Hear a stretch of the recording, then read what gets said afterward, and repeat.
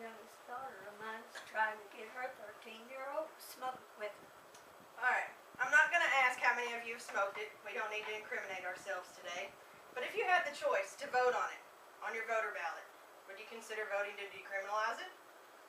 Yes.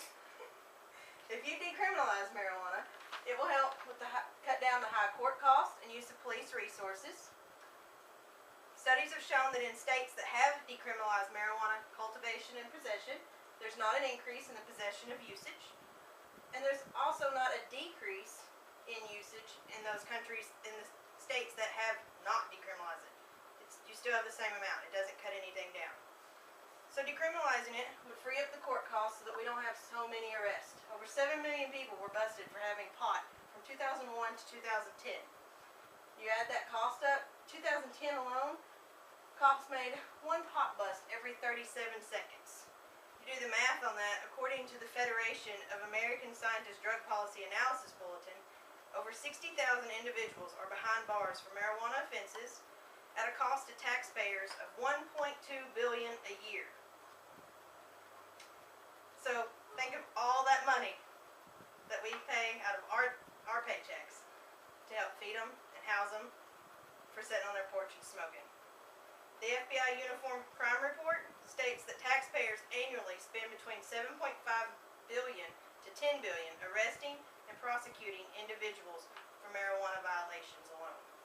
Can you imagine all that could be done with that money if it was going elsewhere? Firearm education, self-defense classes, better resources for our police officers like body cameras to keep them out of the news when they do something wrong. The options are limitless. Studies of the states that have decriminalized marijuana usage have reported that there isn't an increase in usage just because you're legally able to possess it and cultivate it. According to the Journal of Public Health, citizens who live under decriminalization laws consume marijuana at rates less than or comparable to those who live in regions where the possession of marijuana remains a criminal offense. In fact, the opposite happens to be true.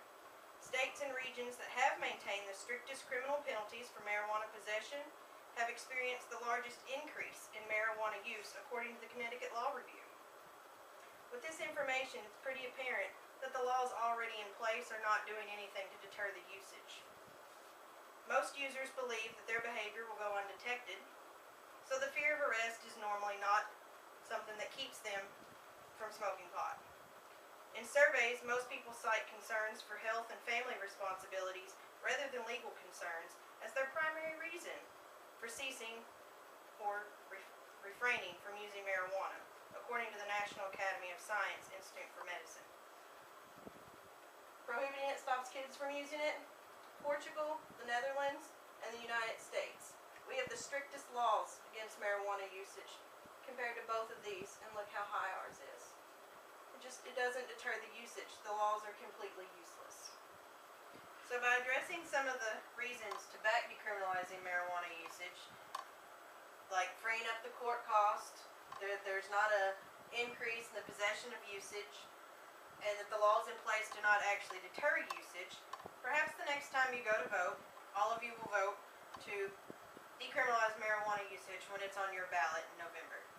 Thank you for listening.